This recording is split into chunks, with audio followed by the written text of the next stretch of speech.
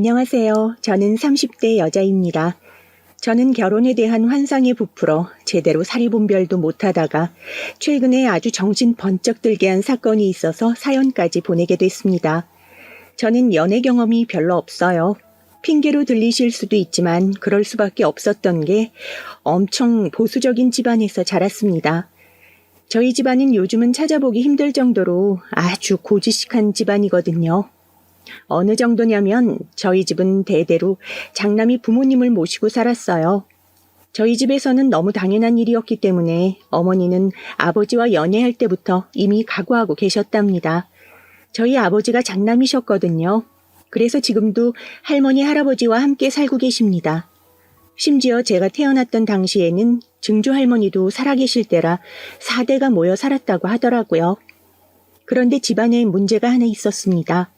어머니께서 아들을 못 낳으신 거예요. 저희 집엔 자식이 저밖에 없습니다. 첫 딸인 저를 낳고 어머니께서 자궁경부에 암이 생겨 수술하셨거든요. 다행히 어머니는 금방 회복되셨지만 더는 아이를 낳을 수는 없었어요.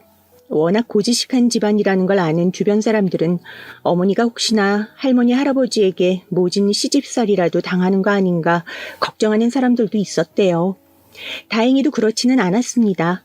어머니의 고든 인성과 성품을 익히 알고 계셨던 할머니, 할아버지는 어머니를 많이 예뻐하셨거든요. 시대가 변했는데 장남만 아들 노릇하라는 법이 있니? 우리 손녀가 눈이 영특한 게 웬만한 아들들보다 훨씬 더 똑똑하게 자랄 거야. 그 덕분에 귀하디 귀한 외동딸이자 집안의 장녀로서 모든 기대가 저를 향했습니다. 어릴 때는 공주처럼 대접받으면서 사는 게 좋았지만 어느 정도 자라니 그게 그렇게 부담이 되더군요. 저는 제 마음대로 할 수 있는 게 하나도 없었어요. 제가 지방에서 학창시절을 보내기는 했지만 그 동네에서도 당시 3대가 함께 사는 집은 흔하지 않았습니다. 거기다가 보수적이기까지 하다 보니 제 친구들 사이에서는 이미 우리 집은 유명했어요. 할머니, 할아버지는 당연하고 부모님까지도 굉장히 엄하셨거든요. 집에 통금이라는 게 있었는데 그게 시간이 딱 정해져 있는 게 아니라 식구들이 저녁 먹기 전에는 무조건 집에 들어와야 하는 거였어요. 조금이라도 늦었다가는 아주 불호령이 떨어졌거든요. 무슨 일이 있어도 저녁은 무조건 가족이 다 모여서 먹는 거라고 했지. 할머니, 할아버지께서 너 올 때까지 기다리시느라 얼마나 시장하시겠어. 시험 기간이라 친구들은 다 도서관에서 공부하는데 그놈의 통금 때문에 나만 급하게 온 거야. 각자 바쁘면 따로 먹을 수도 있지. 도대체 언제까지 이렇게 해야 해. 할머니, 할아버지 계신데 말버릇이 그게 뭐야. 친구들은 다들 공부하는 사람이 집안에서는 제일 상전이라는데 우리 집에서는 있을 수 없는 일이었죠. 시험을 보든 고3이든 다 소용없었어요. 우리 집에서는 그런 게 애초에 통하지 않았거든요. 저는 제 의견이나 생각 같은 걸 편하게 말할 수 있는 분위기가 아니었습니다. 어른들 말이 곧 법이었죠. 한창 예민할 사춘기 시절부터 매일 눈치 보고 억눌려서만 살다 보니 스트레스가 많았어요. 그래서 대학은 무조건 다른 지역으로 가고 싶었습니다. 어떻게든 집에서 벗어나려고요. 성인이 돼서도 제대로 놀지도 못하고 통금이랍시고 저녁 먹기도 전에 집에 들어오고 싶지는 않았거든요. 그래서 악착같이 공부했습니다. 이 지역이라도 벗어나려고요. 그럴 때마다 부모님은 별로 못마땅하게 생각하셨어요. 힘들게 대학은 뭐하러 가려고 그래? 엄마 옆에서 얌전히 집안일이나 배우라니까. 그래서 대학에 가려는 거예요. 엄마한테 집안일 같은 거 안 배우려고. 요즘 같은 시대에 부모가 자식에게 미래를 강요한다는 건 있을 수 없는 일이잖아요. 하지만 저희 부모님은 그런 저를 이해하지 못하셨어요. 평생 옆에 끼고 사실 생각인가 싶을 정도로 제가 다른 지역으로 대학을 가겠다는 걸 싫어하셨죠. 저는 결국 서울의 대학에 가게 되었습니다. 저는 대학에 합격했다는 사실도 너무 좋았지만 사실 집을 떠날 수 있다는 게 가장 기뻤습니다. 그런데 예상치 못한 일이 벌어졌어요. 할머니, 할아버지는 물론이고 부모님까지 모두 다 제가 서울에 있는 대학에 가는 걸 반대하셨어요. 아주 완강하셨습니다. 고작 20살밖에 안 된 지지배가 어디 집을 나가서 혼자 살아? 우리 집안에는 절대 그런 일은 없다. 할아버지, 무슨 그런 고리타분한 말을 해요. 다른 집은 서울에 있는 대학에 붙으면 떡도 돌리고 잔치도 한다니까요. 저는 어떻게든 서울에 올라가고 싶었습니다. 이대로 대학까지 이 답답한 집구석에서 다니다가는 연애는커녕 남자는 구경도 못할 것 같았거든요. 저는 학교 담임선생님까지 동원해서 부모님을 설득합니다. 선생님께서도 저를 도와주실 수밖에 없었던 게 남들은 가고 싶어도 못 가는 대학에 붙었는데 말도 안 되는 이유로 안 보내겠다고 하시는 걸 이해 못 하셨어요. 다행히도 담임선생님의 설득에 넘어가신 부모님은 허락해 주셨습니다. 물론 100% 탐탁지는 않으셨기 때문에 제가 서울에 올라가는 대신 수많은 조건을 다셨죠. 하루에 3번, 아침 7시, 저녁 6시, 밤 11시 무조건 전화통화를 해야 한다고요. 저는 서울에 넘어가고 싶었던 나머지 다 알겠다고 했습니다. 뭐든지 다 하겠다고요. 그때까지는 그게 뭐 그렇게 어려운 일인가 싶었어요. 지금까지 매일 하루 24시가 잔소리를 들으면서도 살았는데 하루 3번 통화가 뭐 대수인가 싶었거든요. 그런데 그게 생각보다 쉬운 일이 아니었습니다. 오히려 몸은 떨어져 살면서 부모님의 간섭을 받는 게 훨씬 더 힘들었어요. 부모님은 저에 대해 모르는 게 없으셨거든요. 제 수업 시간표를 저보다 더 잘 알고 계셨어요. 제가 학교에 있는 시간만 빼고 시도 때도 없이 메시지를 하셨습니다. 뭘 하는지, 뭐 먹는지 사진까지 찍어서 보내라고 하셨어요. 거기다가 하루 3번 그냥 통화가 아니라 영상 통화를 하셨습니다. 어디를 가는지, 누구랑 있는지 꼭 눈으로 확인해야 마음이 놓이시는 것 같았어요. 이 세상에 아버지 빼고 모든 남자는 다 도둑놈이야. 좋다고 쫓아다니면서 온갖 감언이설로 꼬셔도 절대 받아주면 안 돼. 정 만나고 싶으면 이 아버지한테 미리 데리고 와서 내가 허락한 놈하고만 만나는 거야. 알았지? 공부하기만도 힘들어 죽겠는데 연애는 무슨 연애를 해요. 그리고 저도 이제 성인이에요. 제 일은 제가 알아서 하니까 괜한 걱정하지 마시고 좀 내버려 두세요. 성인? 네가 무슨 성인이야. 네가 스스로 벌어서 부모 도움 없이 먹고 살 수 있어야 그게 진짜 성인이지. 그때까지는 이 아버지가 네 보호자니까 허튼 짓 하고 다니지 말고 내 말대로 해. 말이 통하질 않았습니다. 저는 멀리 떨어져 있어도 제 뒤에 항상 감시 카메라를 달고 다니기라도 하는 것 같았어요. 그랬으니 어떤 남자가 저와 연애를 하고 싶어 하겠어요. 썸 타면서 몇 번 데이트라도 하려고 하면 툭하면 부모님께 영상통화가 오고 할머니 할아버지까지 번갈아 전화가 와서 온갖 잔소리를 늘어놓으시는데요. 어째 지지배가 이 시간에 밖에 있냐? 얼른 집에 안 들어가. 너 자꾸 해 떨어졌는데도 밖에 돌아다니고 있으면 대학이고 뭐고 다 때려치우고 네 아버지한테 지금 당장 너 데리고 집에 내려오라고 얘기할 거야. 할머니, 오늘은 학교 선후배들 모임이라니까. 이런 거 빠지면 나 학교에서 왕따 당해. 이제 전화 안 받을 거니까 제발 그만 전화해요. 아버지 한 사람만 그래도 힘든데 저는 어머니, 할머니, 할아버지까지 돌아가면서 제게 쉴 새 없이 전화하셨어요. 전화만 하면 다행이죠. 아버지 어머니는 반찬이랑 김치 핑계로 툭 하면 제 하숙집에 오셨어요. 어떨 땐 연락도 안 하고 오실 때도 있었죠. 어른들 등살에 대학 때는 연애는커녕 남자랑 제대로 된 데이트도 한 번 못 해봤습니다. 그러다 보니 아예 연애를 포기하고 있었어요. 그런데 이게 부모님이 방해하고 말려도 소용없는 시기가 오더군요. 제게도 좋아하는 사람이 생기니 물불 안 가리게 되더라고요. 바로 지금의 남자친구를 만나고 나서 그랬습니다. 저는 남자친구를 보자마자 첫눈에 반했어요. 머리부터 발끝까지 몽땅 다 제 스타일이었거든요. 남자친구를 만난 건 제가 대학을 졸업하고 첫 직장에 입사했을 때예요. 남자친구는 제가 근무하던 회사 근처에서 작은 식당을 하는 가게 사장님이었습니다. 사장님도 사장님이지만 얼마나 잘생겼는지 근처 여자 직장인이라면 남자친구를 모르는 사람이 없을 정도로 인기가 많았어요. 저는 남자친구가 처음부터 마음에 들었지만 쉽사리 다가가지 못했어요. 할 수 있는 거라고는 그냥 가게에 손님으로 자주 가는 것밖에 없었죠. 남자친구가 일식집을 했는데 5일 내내 점심을 남자친구네 가게에 먹은 적도 있었어요.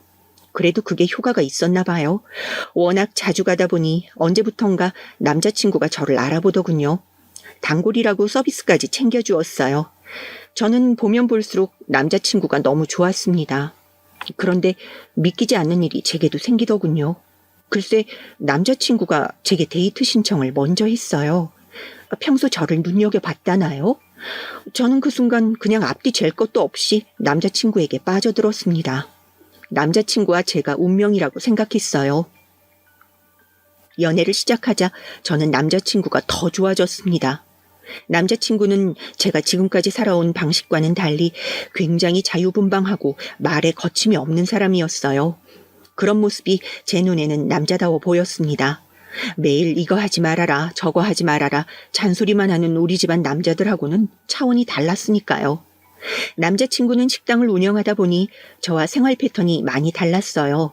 저는 평일엔 9시 출근하고 6시면 퇴근했지만 남자친구는 오전 11시에 가게를 열고 저녁 11시에 닫았거든요. 주말은 거의 쉬지도 못하고요. 그러다 보니 데이트할 시간이 거의 없어서 제가 남자친구 시간에 맞춰야 했습니다. 회사 점심시간에 잠깐 가게에 들러보거나 퇴근하고 남자친구 가게가 끝날 때까지 기다려야 얼굴이라도 볼 수 있었죠. 그런데 저희 집 아시죠? 직장인이 돼서도 저희 부모님과 조부모님은 전혀 달라지시지 않았어요. 시도 때도 없이 어딘지 확인하시는 분들이다 보니 제 딴에는 007 작전이 따로 없었습니다. 퇴근하고 집에 후다닥 가서 샤워하고 저녁 먹으면서 아버지와 영상통화를 했어요.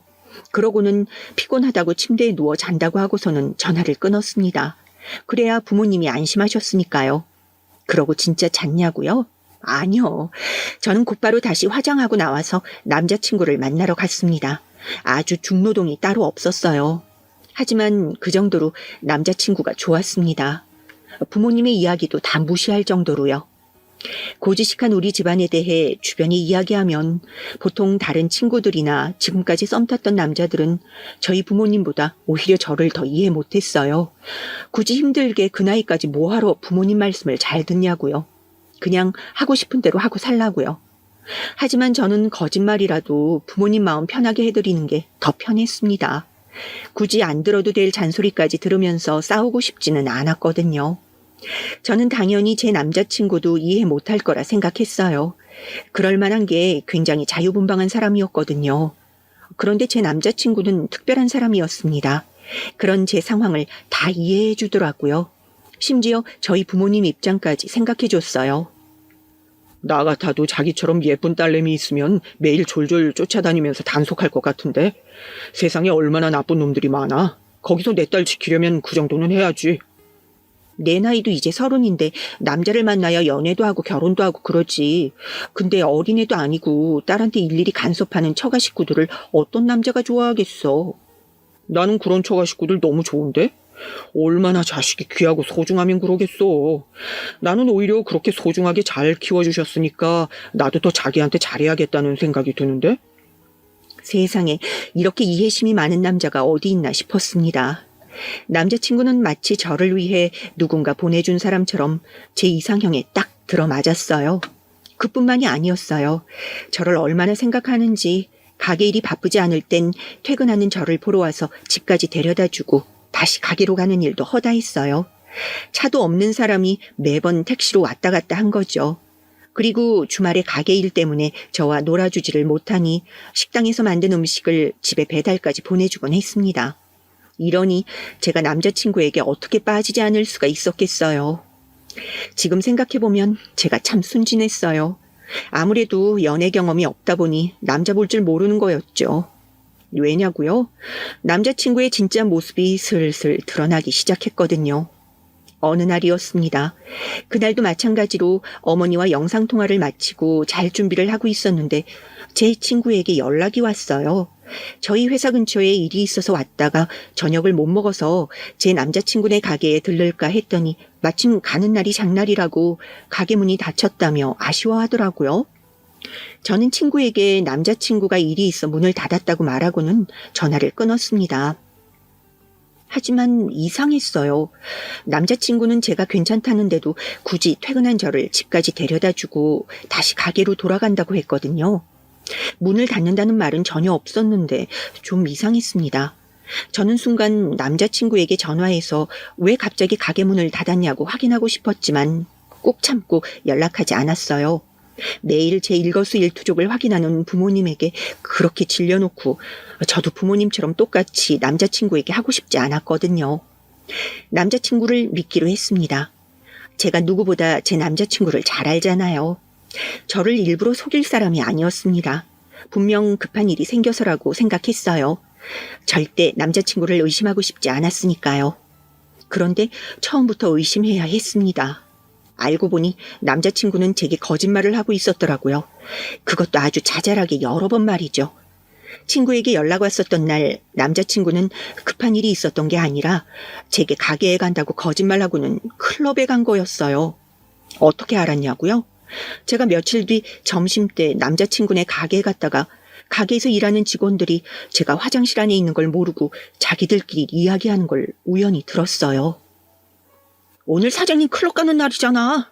우리도 저녁 장사는 대충 정리하고 일찍 들어가자. 이야기를 들어보니 그런 날이 많았나 보더군요. 직원들이 이미 다 알고 있을 정도로요.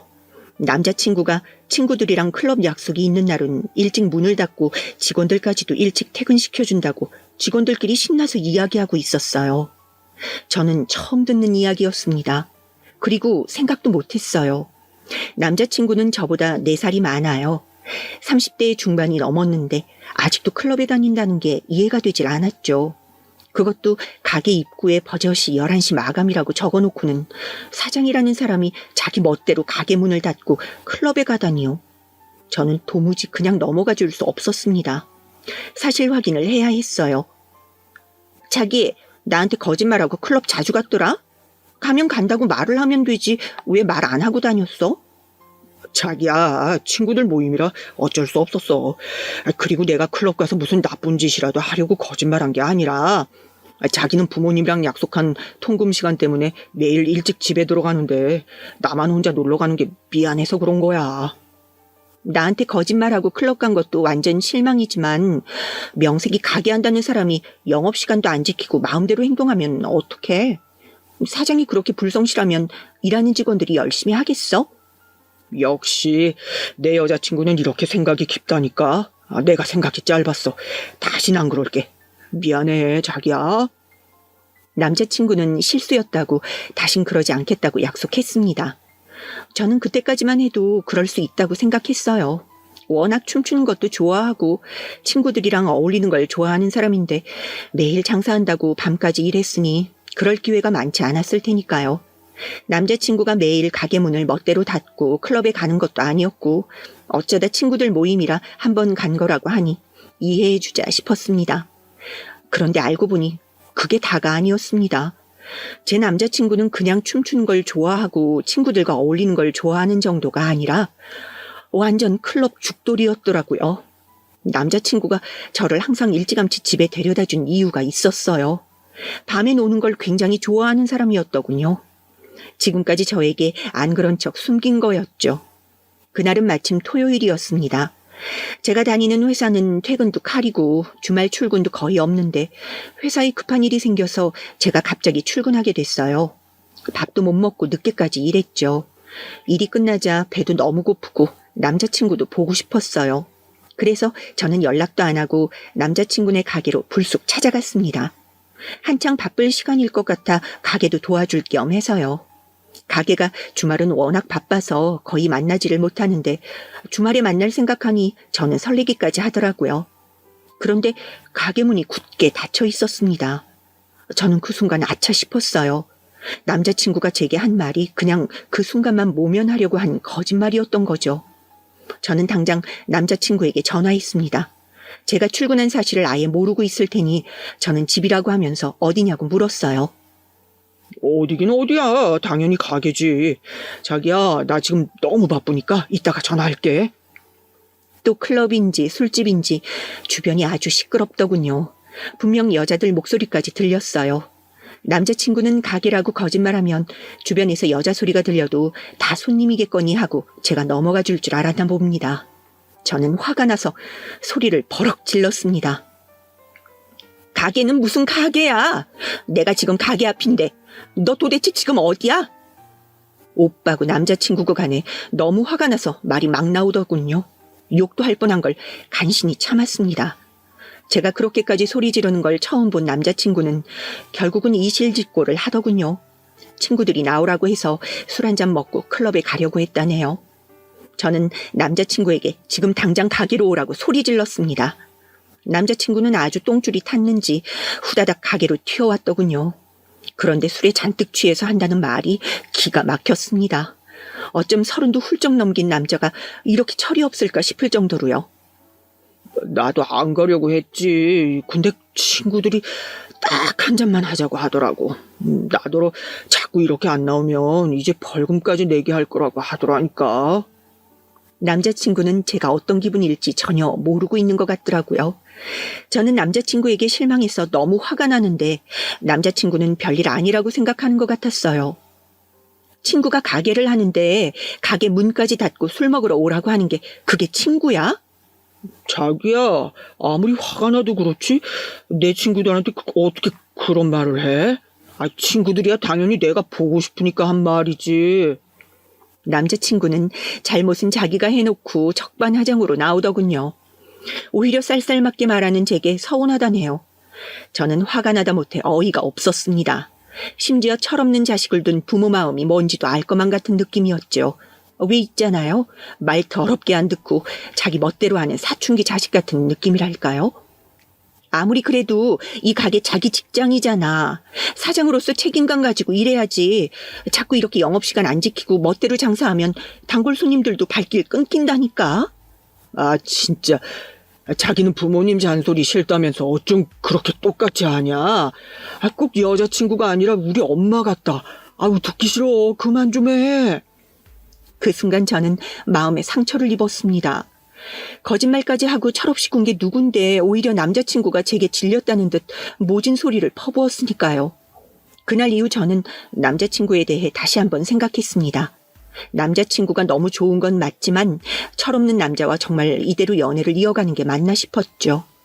그런데 그맘때 남자친구에게 일이 생겼어요. 가게 주방에서 불이 크게 나서 주방 직원 중에 한 사람이 크게 화상을 입어 병원에 실려갔대요. 그래서 급하게 화상 치료와 수술을 해야 하는데 남자친구가 지금 당장 가진 돈이 없다고 속상해하더라고요. 정말 바닥에 주저앉아 펑펑 우는데 제 마음이 다 찢어질 것 같았습니다. 저는 급한 대로 제가 가지고 있던 돈을 먼저 남자친구에게 빌려줬습니다. 1,000만 원짜리 적금이었는데 거의 만기가 다 됐었거든요. 돈도 돈이지만 사람이 먼저이니 저는 고민할 것도 없이 빌려줬어요. 남자친구는 제게 너무 미안해하고 고마워했습니다. 그런 모습을 보고 나니 철은 좀 없어도 역시 사람은 좋은 사람이라는 생각이 들었습니다. 그런데 그런 생각도 잠시 제 남자친구는 정말이지 구제불능이더군요. 제가 말씀드렸죠. 남자친구는 평소 자잘한 거짓말을 자꾸 한다고요. 저와 함께 있을 때 직원들에게 이야기하거나 친구들에게 이야기하는 걸 들어보면 흔한 남자의 허세라고 하기에는 도가 지나친 허풍을 많이 떨었어요. 한 번은 회사 사람들과 저녁 먹고 집에 가려고 보니까 남자친구 가게 마감할 때더라고요. 그래서 제가 가게에 들렀어요. 남자친구를 집에 데려다주고 가려고요. 제가 그맘때 경차를 중고로 샀어요. 갑자기 차를 산 것도 사실 말은 안 했지만 남자친구 때문이에요. 남자친구는 차도 없으면서 매일 택시만 타고 다니거든요. 대중교통은 사람이 많아서 너무 싫다나요? 사실 택시비가 한두 푼이 아니잖아요. 그래서 제가 그럴 바에야 나중을 생각해서라도 이 김에 차를 한 대 사는 게 낫겠다 싶어서 큰 마음 먹고 중고로 차를 샀습니다. 그런데 남자친구는 뜬금없이 사람들 앞에서 안 해도 될 말을 하더라고요. 우리 자기는 진짜 존경스럽다니까. 충분히 외제차 끌고 다닐 수 있는 능력이 있는데도 이렇게 검소해. 사람들 앞에서 뭐라고 할 수 없으니 저는 그 앞에서는 그냥 웃고 말았어요. 그리고 나중에 집에 가면서 제가 따로 남자친구에게 말했죠. 내가 외제차 살 수 있는데 검소해서 경찰을 끄는 게 아니라 능력이 딱 그 정도라 그런 건데 자기는 왜 사람들 앞에서 굳이 허풍을 떨어? 허풍은 무슨 사실이잖아. 자기는 가만 보면 되게 겸손한 것 같아. 다른 여자들처럼 잘난 척도 안 하고 사치도 안 부리고. 남자친구는 가끔 제가 알아듣기 어려운 말을 했어요. 뜬금없이 이상한 질문을 하기도 했고요. 그럴 때마다 저는 나를 과대평가해 주는 것 같아 좋기도 하다가도 뭔가 미심쩍기도 했습니다. 제 상황에 대해 잘 모르는 것 같아서요. 겸손? 그게 겸손한 거야? 난 그냥 좀 알뜰한 건데. 사실 내 월급으로 집 월세 내기도 빠듯한데 사치를 어떻게 부리겠어. 제가 다니는 회사라고 해봐야 사실 이름을 들어도 모를 중소기업이었고 제 월급도 뻔히 아는 남자친구가 제게 왜 그런 말을 하나 싶었거든요. 그리고 남자친구가 가끔 제게 심각한 얼굴로 고민을 터놓고 이야기하기도 했는데 그게 좀 걱정되면서도 은근 부담스러울 때도 있었습니다. 우와, 오늘은 손님 많다. 자기 이러다가 완전 부자 되겠어. 저는 가게에 손님이 많을 때마다 기분이 좋아서 한 농담이었는데 남자친구는 아주 손사래를 치며 아니라고 하더라고요. 장사가 잘 되면 뭐해? 주인이 이번 달에 월세 또 올려달래. 어휴, 이래서 건물주가 갑이라니까. 우리 자기가 나중에 나 건물 사주면 난 절대 갑질 같은 거 안 해야지. 건물? 일개 직장인이 건물을 어떻게 사? 자기 같은 식당 사장님이 사는 게 훨씬 더 빠르지. 혹시 알아? 우리 자기가 나중에 나한테 떡하니 건물 하나 사줄지? 그러면 난 진짜 평생 자기 업고 다닐 거야. 남자친구는 도통 알아들을 수 없는 농담을 할 때가 많았어요. 마치 제가 경제적으로 여유가 아주 많이 넘치는 사람인 것처럼 말이죠. 그런 일이 반복되다 보니 남자친구가 장사만 해봐서 월급쟁이들 사정을 잘 모르나 싶기도 하고 아니면 제가 남자친구 앞에서 뭔가 알게 모르게 있는 티를 내면서 허세라도 부렸나 싶기까지 하더라고요. 그러던 어느 날이었습니다. 남자친구에게 또 일이 생겼어요. 이번엔 보통 일이 아니었습니다. 가게 문을 닫아야 할 정도의 큰 사건이었어요. 남자친구네 가게 영업이 끝나서 함께 가게 문을 닫으려고 하는데 갑자기 뒤에서 어떤 아저씨가 나타나더니 불쑥 남자친구 멱살을 잡으려고 하더라고요. 옆에 있던 저는 놀라서 아저씨 손을 붙잡고 말렸습니다. 그런데 그 아저씨의 정체는 다름 아닌 남자친구네 가게 건물 주인이었어요. 그 대단하신 건물주님이더라고요. 너 내가 김사장이라고 부르면서 대우해주니까 내가 만만해? 이 가게에 항상 손님도 많으면서 왜 월세를 안 내? 벌써 몇 달째야? 저는 도대체 무슨 소리인가 했어요. 사실 제가 보기에도 가게가 잘 되는 것처럼 보이기도 했고 바로 얼마 전에 주인이 월세를 올려달라고 했다고 제 앞에서 투덜거리던 사람이 몇 달째 월세를 안 냈다니요. 사장님, 이거 놓으시고 천천히 저랑 얘기해요. 제가 다 설명할게요. 남자친구는 평소답지 않게 능청스럽게 말을 돌렸습니다. 그러더니 건물주에게 자기 상황이 좀 안 좋다면서 이번 주 안에 밀린 월세를 다 내겠다고 하더라고요. 건물주는 무조건 이번 주까지 밀린 월세를 다 보내라고 엄포를 놓고는 가버렸습니다. 저는 남자친구에게 왜 월세를 안 냈냐고 물었어요. 제가 보기에도 건물의 다른 가게보다 남자친구네 가게가 제일 장사가 잘 되는 것 같은데 왜 월세를 못 낸 건지 걱정이 돼서요. 저는 저번에 있었던 직원 병원비 일도 그렇고 남자친구가 왜 돈이 없는지 이해할 수 없었어요. 그래서 이 기회에 남자친구와 제대로 이야기를 좀 나눠봐야 할 것 같았습니다. 남자친구에게 제가 모르는 일이 있는 건 아닌가 싶어서요. 저는 바로 남자친구를 차에 태워 저희 집으로 데려왔습니다. 무슨 일이 있는 건지 여자친구로서 알아야 할 것 같아서요. 그런데 남자친구가 한참을 머뭇거리다 한다는 말이 과관이었습니다. 남자친구에게 빚이 있다네요. 그것도 자그마치 1억이나요. 저는 빚이 있다는 말에 한 번, 금액에 또 한 번, 총 2번이나 크게 놀랐습니다. 저는 아예 처음 듣는 소리였으니까요. 자기도 놀랐지? 사실 내가 20대 시절에 철이 좀 없었어. 남들 하는 건 다 하고 싶고 남들 가지고 있는 건 다 갖고 싶었거든. 그래서 그때 진 빚을 아직도 갚고 있는 거야. 도대체 남들 하는 거 뭘 다 따라서 하면 빚을 1억이나 지는 거야? 혹시 집 샀어? 아니면 차? 제가 생각하는 1억은 엄청나게 큰 돈이었어요. 그 정도 빚을 지려면 적어도 집을 샀거나 아니면 비싼 외제차라도 샀나 보다 했죠. 그런데 남자친구는 제 생각보다 훨씬 더 철이 없었더군요. 집도 차도 아닌 명품을 사고 술 먹고 놀러 다니는데 그 큰돈을 다 썼답니다. 시작은 1억이 아니었대요. 가게 하기 전에는 일반 직장에 다녔었는데 월급 받으면 그 월급을 고스란히 명품 옷, 시계, 벨트, 가방 등등 그런 사치품에 다 써버렸답니다. 그러다 결국 월급도 부족해서 신용카드를 쓰기 시작한 거죠. 시작은 카드 빚이었대요. 카드값을 못 갚아서 신용불량자까지 됐고 그래서 여기저기 대출을 받다가 사채까지 쓴 거였어요. 원금에 밀린 이자까지 해서 빚이 1억이 넘게 된 거죠. 남자친구의 지난 과거를 알게 된 순간 저는 뒤통수를 세게 얻어맞은 것 같았습니다. 지금까지의 남자친구의 씀씀이를 생각하면 전혀 빚이 있는 사람 같아 보이지는 않았어요.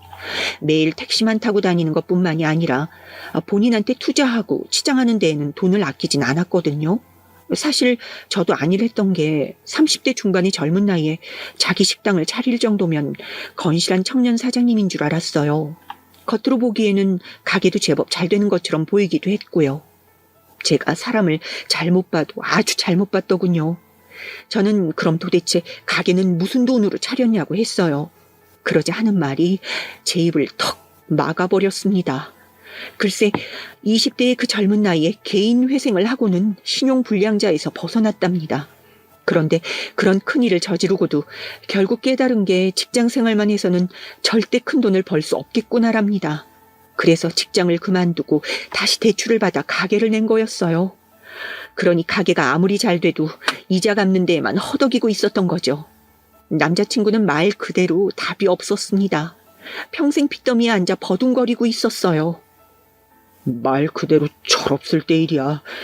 지금 내가 얼마나 성실하게 사는지는 자기가 더 잘 알잖아. 그거야 알지. 근데 대출이 1억이면 이자가 장난이 아닐 텐데 그걸 도대체 원금까지 언제 다 갚아? 그래서 말인데 자기 혹시 돈 좀 있어? 내가 돈이 어딨어. 저번엔 내 적금도 자기 다 빌려줬잖아. 아니면 자기가 어디서 좀 빌릴 수 없을까? 밀린 가게 월세만 먼저 내면 이번 달은 문제 없을 것 같은데 내가 딱 1년만 쓰고 바로 갚을게.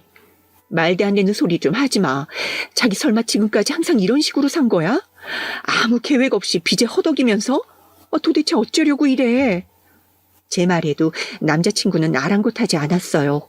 오히려 더 뻔뻔하게 굴었죠. 그러니까 자기가 좀만 도와주면 되잖아. 나도 어떻게든 해결하려고 이러는 거 아니야. 우리 어차피 결혼할 사이인데 결혼 자금이라고 생각하고 미리 좀 빌려주면 안 돼?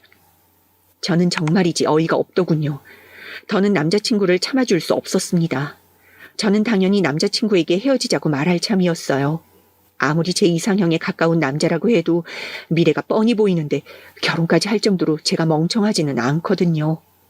그런데 그때 초인종 소리가 울렸습니다. 하필이면 그 타이밍에 저희 부모님께서 집에 오셨어요. 저와 남자친구 사이의 분위기도 안 좋았는데 부모님까지 나타나셨으니 상황은 완전히 최악이었죠. 이 늦은 시간까지 전화도 안 받길래 걱정이 돼서 왔더니만 네가 남자랑 같이 있느라고 그랬던 거였구나. 저는 부모님이 생각하시는 그런 게 아니라고 애써 둘러댔습니다. 지금 당장 남자친구와는 헤어질 생각이었으니까요.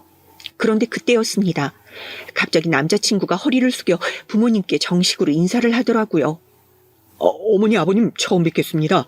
이 늦은 시간에 귀한 따님 집에 남자가 있어서 많이 놀라셨죠? 사실은 저 은영이 남자친구예요. 이렇게 인사드리게 돼서 죄송합니다. 뭐야? 남자친구? 너 그런 얘기 한 번도 없었잖아. 남자친구가 있는데 어떻게 엄마 아빠한테 지금까지 말을 안 할 수 있어? 어머님, 아버님, 제가 원래 집까지 들어오진 않아요. 정말입니다. 사실 제가 가게를 하나 운영하고 있는데 가게에 작은 일이 생겨서 오늘만 은영이랑 상의를 좀 하려고 잠깐 들린 거예요. 그러니까 걱정하지 않으셔도 됩니다. 젊은 사람이 가게를 운영한다고? 어떤 가게인데? 아빠, 그런 걸 뭐하러 물어봐요. 나중에 제가 다 말씀드릴 테니까 오늘은 그냥 돌아가세요. 저는 어떻게든 그 상황을 모면하기 위해 아버지와 어머니부터 댁으로 돌아가시게 했습니다. 그런데 아버지가 버럭 소리를 지르셨어요. 집까지 들락거리는 사이면서 이 애비가 뭐하는 사람인지 물어도 못 보냐? 됐고 이번 주 주말에 무조건 집에 데리고 내려와. 내가 말했지. 남자는 무조건 아버지가 허락하는 놈만 만나라고. 아버지는 완강하셨습니다. 무조건 주말에 집에 데리고 내려와 할머니 할아버지에게 인사시키라고 하셨어요. 저는 어떻게든 핑계를 대고 내려가지 않을 생각이었습니다. 남자친구와의 관계는 이미 끝났으니까요. 그런데 부모님이 돌아가시고 나자 남자친구가 제 손을 붙잡고 애원을 했습니다. 저를 너무 사랑한대요. 자신이 지금까지 철없이 살았지만 저를 만나고 많이 변했답니다. 저와의 미래를 꿈꾸고 있다면서 앞으로 변하는 모습을 보여줄 테니 제발 헤어지자는 말만 하지 말라고 사정을 하더라고요. 저는 저와의 미래까지 꿈꾸고 있었다는 남자친구의 말에 사실 놀랐어요. 매일 철없이 구는 남자친구가 저를 진지하게 생각하고 있었다는 게 어쩐지 마음이 쓰이더라고요. 정말 제가 생각해도 답답했습니다. 분명 좋은 남자가 아닌 게 확실한데 왜 이토록 모질게 끊어내질 못하나 싶어서요. 제가 고민하고 있다는 걸 눈치챈 남자친구는 제게 아주 쐐기를 박아벗습니다. 다음날 잠깐 가게로 오라길래 무슨 일인가 했더니만 가게에 풍선과 현수막까지 달아놓았더군요. 결혼해달라는 문구가 적혀 있었어요. 남자친구가 저를 위해 프로포즈를 준비했더군요. 그리고 편지까지 써서 읽어줬어요. 편지를 얼마나 잘 썼는지 저는 눈물이 왈칵할 정도였어요. 남자친구가 저를 만나고 얼마나 많이 변했는지, 그리고 앞으로 1억이라는 빚을 어떻게 갚아갈지 아주 구체적으로 편지에 적어놨어요. 자신이 새 사람으로 변해서 저를 얼마나 행복하게 해줄 수 있는지까지 구구절절 장황하게 적었더라고요. 지금 생각하면 그딴 거에 왜 넘어갔나 싶지만 그때는 정말 눈물이 쏟아질 정도로 감동적이었습니다. 조금 부족하고 못난 남자면 어때요? 둘 사이에 사랑만 있고 서로를 아끼는 마음만 있다면 제가 옆에서 잘 다독이고 이끌면서 살면 되지 않을까 싶었습니다. 그 정도로 저는 남자친구를 믿고 사랑했어요. 제가 어느 정도로 남자친구를 믿었냐면 빚이냐 둘이 열심히 일해서 벌면 금방 갚을 수 있지 않을까 하는 마음까지 먹었어요. 제가 아둔해도 정말 아둔했죠. 나처럼 모자란 사람이 자기처럼 좋은 사람을 욕심내면 안 되는 거 나도 아는데 제발 자기 부모님께 인사드릴 수 있게만 해줘. 내가 어른들 마음에 쏙 드는 사윗감이라는 거 꼭 보여줄게. 안 그래도 부모님께서 매일같이 전화하셨어요.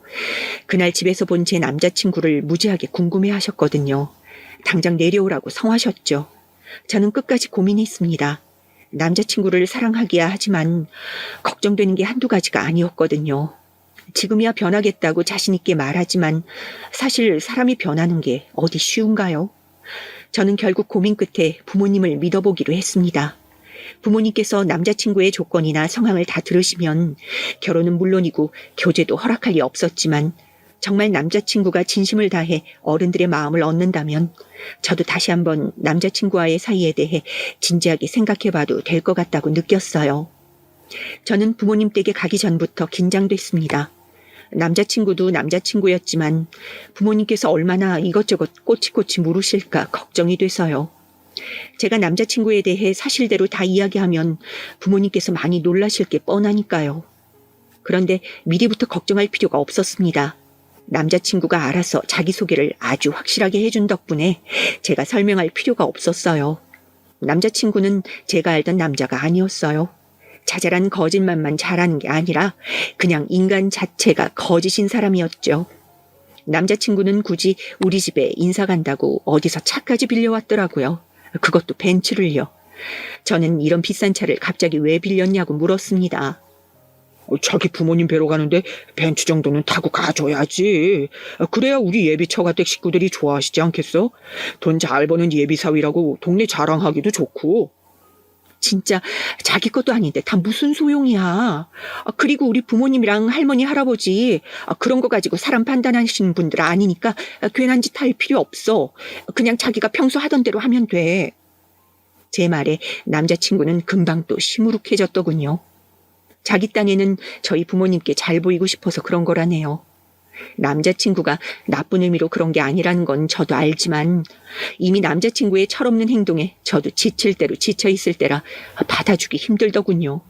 사실 그런 남자친구의 모습을 저희 부모님처럼 엄격하신 분들이 마음에 들어 하실 리도 없으니까요. 그런데 모든 게 다 거짓이었어요. 남자친구는 어디서부터 어디까지가 진짜인지 구분이 되지도 않을 만큼 모든 게 다 거짓이었습니다. 그게 무슨 말이냐고요?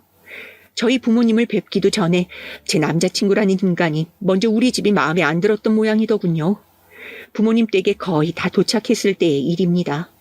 저희 부모님 댁 주변에는 주차할 곳이 마땅치 않아 집 아래쪽 창고로 쓰는 건물 앞에 주차장이 따로 있어요. 주차하고 집까지 걸어서 올라가야 하는 구조였죠. 그래서 남자친구에게 골목길로 올라가기 전 보이는 창고 앞에 주차하라고 했어요. 그런데 그 순간부터 남자친구 표정이 이상하더군요. 그때 마침 건물 안에서 반가운 분이 나오셨어요. 저희 부모님과 아주 오랫동안 함께 일하셨던 삼촌이셨죠. 저는 반가워서 인사를 하려고 창문을 내리고 반갑게 삼촌을 부르며 손을 흔들었어요. 그런데 제가 본 게 잘못 본 게 아니었더군요. 남자친구의 얼굴이 사색이 돼서는 갑자기 저를 쏘아봤어요. 삼촌이라고? 정말 여기가 자기 부모님 집이야? 아버지가 쓰시는 창고 겸 회사 주차장이라고 말하려는데 제가 말을 하기도 전에 남자친구가 아주 정색하더니 순간 자세가 바뀌더군요. 완전히 다른 사람처럼요. 제가 알고 있던 남자친구는 진짜가 아니었어요. 분명히 지방에서 끝발 좀 날리는 집안년이라고 들었는데 이거 내가 완전 당했네. 당했어. 이건 그냥 시골 촌년이었잖아. 뭐? 자기 지금 뭐라고 했어? 촌년? 자기는 무슨, 내가 왜 네 자기야? 난 시골 촌년하고는 절대 결혼 못하니까 지금 당장 헤어져. 어쩐지 구질구질해도 너무 구질거리더라. 그 순간 저는 깨달았습니다. 지금까지 제 남자친구는 저를 좋아해서가 아니라 다른 의도를 가지고 접근한 거였다는 걸요. 긴 말하게 하지 말고 지금 당장 내 차에서 내려. 이런 집구석인 줄도 모르고 괜히 비싼 차까지 빌려왔네. 진짜 짜증나. 이게 진짜 네 모습이었구나. 알고 보니 남자친구는 처음부터 제게 계획적으로 접근한 거였어요. 제가 처음 식당에 손님으로 갔을 때 저와 다른 직원들이 나누는 이야기를 들었대요. 저희 부모님이 하시는 일에 대해 제가 직원들에게 말했는데 직원들이 농담으로 저더러 회사를 왜 다니냐고 부모님 일 물려받으라고 하면서 제게 노후는 걱정 없겠다라는 식의 이야기를 하는 걸 남자친구가 들은 거였죠. 그걸 듣고 처음부터 의도적으로 다가온 거였어요. 그날부터 제가 식당에 갈 때마다 저와 일행들이 나누는 대화 내용을 듣고 저에 대해 미리 연구한 거였다네요. 그러니 제가 느끼기에 제 이상형과 너무 딱 맞다 착각할 수밖에 없었던 거죠. 시골 부자라길래 서울 부자하고는 달리 순진해서 이용하기 딱이다 싶었더니만 너도 그냥 허언증 환자였구나. 허언증 환자? 내가 허언증 환자면 너는 꽃뱀 양아치 새끼지. 그래, 나 꽃뱀 양아치야. 그래서 물주 좀 제대로 잡아볼까 했는데 너 같은 허언증한테 걸려서 괜히 시간 낭비했잖아. 이게 다 네 잘못이니까 오늘 벤츠 빌린 건 네가 돈 내. 알았어? 그 상황을 다 보고 계셨던 삼촌이 다급하게 차로 달려왔습니다. 애기씨, 이놈 뭐예요? 설마 이놈이 애기씨가 오늘 데려온다던 그 사윗감이에요? 삼촌은 제가 아주 어릴 때부터 저희 집에서 부모님을 도와 일해주신 분이세요. 삼촌의 부모님들도 저희 할머니 할아버지와 함께 일하셔서 아주 오랫동안 함께 한 집에서 살았습니다. 그렇게 부르지 말라고 해도 삼촌은 어릴 때부터 장난스럽게 저를 애기씨, 애기씨라고 부르시면서 아주 귀여워해 주셨죠. 어디서 이런 망나니 같은 놈을 데려왔어요? 이 사장님이 보시면 아주 한바탕 난리가 나겠네. 어이쿠, 마침 저기 우리 사장님 차 들어오네. 애기씨? 사장님? 삼촌이 저를 부르는 호칭에 놀란 남자친구는 사장님이라는 말에 한 번 더 놀라더니 차에서 내렸습니다. 그리고 길을 들어올 때는 보지 못했던 간판을 그제야 봤나 보더군요. 매주 명인 간장마을 주차장이라고 적힌 간판을요. 그때였습니다. 저희 아버지 차가 주차장으로 들어왔어요. 남자친구가 그토록 좋아하는 벤츠가 말이죠. 그제야 남자친구는 상황 파악이 된 것 같았습니다. 눈이 커져서는 아주 대굴대굴 굴리기 바쁜 것 같더군요. 저는 곧바로 남자친구를 매서운 눈으로 째려봤습니다. 내가 자기한테 말한 적은 없는데 사실 우리 집이 대대로 전통 메주를 만드는 걸로 엄청 유명한 집이야. 지금 자기가 서 있는 바로 거기서부터 저 위에 보이는 꼭대기까지 다 우리 집이고. 네, 남자친구가 알고 있던 게 맞습니다. 저희 집은 나름 지역에서 알아주는 집안이에요. 대대로 전통을 이어온 메주로 간장을 만드는 회사를 현재 저희 아버지께서 운영하고 계세요. 사실 회사라고 할 수는 없는 게 조상 대대로 물려받은 한옥집에서 살면서 예전에 해오던 방식 그대로 메주도 만들고 간장도 만들다 보니 그게 회사가 된 거였죠. 그러다 보니 오랫동안 함께 해온 직원들이 다 한 가족이었어요. 태어날 때부터 그런 환경에서 살다 보니 다른 집보다 훨씬 더 엄격할 수밖에 없었던 거고요. 제 말에 남자친구는 어쩔 줄 몰라 했습니다. 손까지 덜덜 떨고 있었죠. 자신이 얼마나 바보 같은 짓을 했나 땅을 치고 후회하는 표정이었어요. 그 덕분에 저는 진실을 알게 되었고요. 뭐야, 우리 은영이가 생양아치 꽃뱀 자식을 사윗감이라고 데려왔다고? 삼촌은 어느새 아버지에게 조금 전 상황을 다 이야기했는지 아버지가 아주 난리가 나셨습니다. 저는 아버지에게 또 한 소리 듣겠구나 싶었어요. 안 그래도 제가 하는 일이라면 뭐든지 못마땅해 하시는 분인데 저런 꽃뱀에게 걸려서 호구까지 될 뻔했으니 얼마나 또 잔소리를 퍼부어대실까 걱정이 됐습니다. 그런데 생각지도 못했던 일이 벌어졌어요. 아버지는 성큼성큼 걸어오시더니 남자친구의 바로 코앞까지 다가가셨어요. 짝! 그러고는 남자친구의 뺨을 세게 갈겼죠. 저는 너무 놀라서 제 입을 틀어 막았습니다. 김 부장, 지금 당장 우리 변호사 들어오라고 해. 이 새내기까지 얼마나 못났으면 이 여자 등에 빨대 꽂고 살 생각을 해. 아버님, 제가 잘못했어요. 사실 아까 제가 한 말은 다 농담이에요. 제가 너무 없이 살아서 잠깐 실성했나 봐요. 저 아버님, 따님 사랑합니다. 제발 사위로 받아주세요. 저는 기가 막혔습니다. 어디서 저런 뻔뻔한 새끼를 제 남편감으로 딱이라고 생각했을까요? 그 순간 아버지는 코웃음을 치셨습니다. 개소리하고 있네. 너 사람 잘못 건드렸어. 감히 우리 집 귀한 딸내미한테 사기를 쳐? 너 내가 지금 당장 혼인 빙자로 감옥에 쳐넣을 거니까 각오해. 아버지 말에 속이 좀 풀리는 것도 같았지만 그 정도로는 턱도 없었습니다. 이대로 거지 같은 저 새끼를 순순히 보내줄 수는 없었어요. 으아, 너 뭐 하는 거야?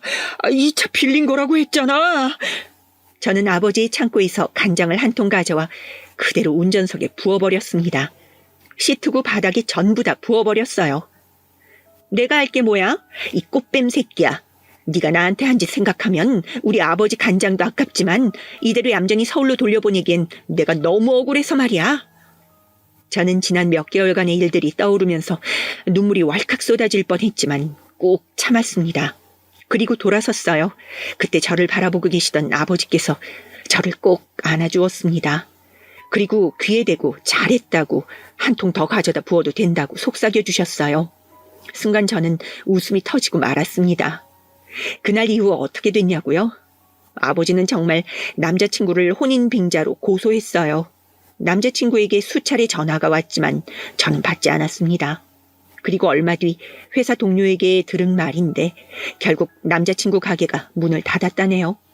그러고는 얼마 뒤 제가 빌려줬던 돈이 제 통장으로 들어왔어요. 메시지도 같이 말이죠. 자기야, 돈 넣었어. 봤지? 내가 이렇게 약속을 잘 지키는 사람이라니까. 그러니까 제발 우리 얼굴 보고 만나서 얘기 좀 하자. 저는 깨달았습니다. 지금까지 제가 얼마나 순진하고 세상 물정이라고는 몰랐는지 말입니다. 저는 다니던 회사와 집까지 다 정리하고 집으로 돌아왔어요. 몇 년 전까지만 해도 그렇게 떠나고 싶었던 집이 너무 그리워서요. 할머니, 할아버지, 그리고 부모님께서는 제게 아무 말도 하지 않으시고 받아주셨어요. 그 순간 알겠더군요. 힘들 때 말없이 품에 안아주는 게 얼마나 큰 힘이 되는지요. 저는 얼마 전부터 어머니에게 메주 만드는 법부터 차근차근 배우고 있습니다. 이러다 또 언제 마음이 바뀌어서 서울로 올라가겠다고 할지 모르겠지만 그래도 한 번은 해보려고요. 어릴 때는 그렇게 싫었던 메주 냄새가 이제는 제법 구수하게 느껴지는 게 신기하게도 할만하더라고요. 그런 제게 부모님은 그게 다 인생의 쓴맛을 제대로 겪어봐서 그런 거라고 놀리셨어요. 저는 그럴 때마다 그냥 웃었습니다. 그 말이 왠지 맞는 것 같아 토를 못 달겠더라고요. 아마 가족들이 없었다면 저는 쉽게 극복하지 못했을 거예요. 부모 마음 아는 자식이 세상에 없다지만 저도 아주 조금은 철이 든 것 같았습니다. 부모님은 인정하지 않으시겠지만요. 제 긴 이야기 들어주셔서 감사합니다. 여러분들도 가족들과 오랫동안 행복하시길 바랄게요.